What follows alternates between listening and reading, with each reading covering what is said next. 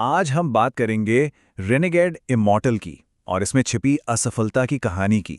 ये एक ऐसी कहानी है जो कोशिश और नाकामयाबी के उस दर्द को छूती है जिसे शायद हम सबने कभी ना कभी महसूस किया है। नमस्कार, चलिए एक ऐसी दुनिया में चलते हैं जहां एक अकेले इंसान की जिद एक भावनाहीन सिस्टम से टकराती है। ये कहानी है दृढ़ता की, लेकिन एक ऐसी दुनिया में जिसे शायद इसकी कोई परवाह ही नहीं है। तो चलिए इसी सवाल के साथ शुरू करते हैं।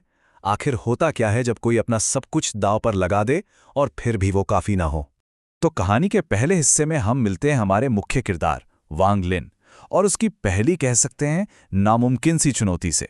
ये सिर्फ एक परीक्षा नहीं है, ये तो सहनशक्ति का एक क्रूर इम्तिहान है। हेंग्यू सेक्ट में नियम बड़ा सीधा सा है, पहाड़ पर चढ़ो। सुनने में तो बहुत आसान लगता है ना, पर असल में ये सादगी एक बहुत ही बेरहम सच्चाई को छुपाए हुए है।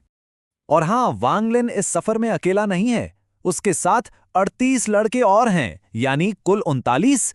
ये नंबर हमें बताता है कि दांव पर कितना कुछ लगा है और ये चुनौती कितनी बड़ी होने वाली है। और ये कोई मामूली चढ़ाई नहीं है। पहले ही दिन पैर जवाब दे जाते हैं, निराशा हावी होने लगती है। दूसरे दिन तक तो पैर सूजकर लहूलुहान हो चुके हैं और हर कदम एक सजा की तरह है।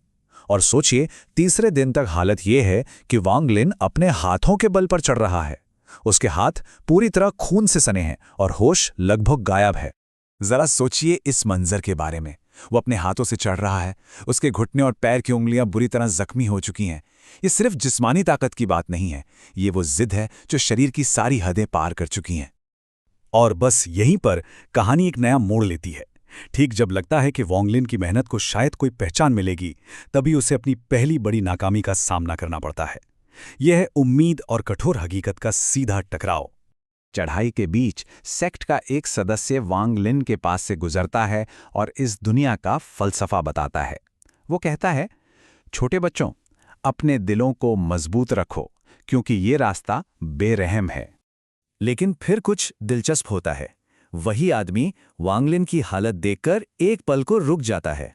वो उसकी जिद को, उसकी हिम्मत को पहचानता है, लेकिन अगले ही पल उसकी प्रतिभा की कमी पर अफसोस जताता है।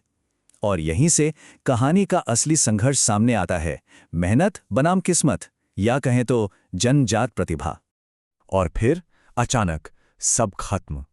एक जोरदार आवाज गूंजती है, समय समाप्त। वांग लिन चोटी से सिर्फ 50 मीटर दूर था। उसकी सारी मेहनत, सारा दर्द एक पल में बेकार हो गया। तो आखिर नतीजे क्या रहे? वो भी चौंकाने वाले थे। उन 39 लड़कों में से 25 ने तो हार मान ली। सिर्फ 3 पास हुए और 11, जिनमें वांग लिन भी था, वो अंत तक डटे रहे, पर फिर भी नाकामयाब रहे। ये आंकड़े साफ साफ बताते हैं कि ये परीक्षा कितनी बेरहम थी। लेकिन कहानी यहां खत्म नहीं होती। उन बचे हुए 11 लड़कों को एक और मौका मिलता है, एक दूसरा मौका, और ये मौका दाव को और भी बड़ा कर देता है और उम्मीद की एक नई किरण जगाता है। इस बार की परीक्षा है the house of the sword spirit में। ये जिस्म की नहीं, बल्कि रूह की आजमाइश है। एक अनदेखी ताकत ये तय करती है कि किसमें आध्यात्मिक जुड़ाव है। जो भी सफल होगा वही सच्चा शिष्य कहलाएगा। वांग लिन से पहले 6 लड़के कोशिश करते हैं, एक के बाद एक। सबके साथ वही होता है। जैसे ही वो दरवाजे से 5 मीटर दूर पहुंचते हैं, कोई ताकत उन्हें जोर से पीछे फेंक देती है। सबके सब असफल। और अब हम पहुंचते हैं कहानी के क्लाइमैक्स पर, जहां वांग लिन की कोशिश मीटर दर मीटर आगे बढ़ती है और हमें असफलता का एक बहुत करीबी नज़ारा देखने को मिलता है। अब वांग लिन की बारी है। वो आगे बढ़ता है और वो 5 मीटर के निशान को बड़ी आसानी से पार कर जाता है।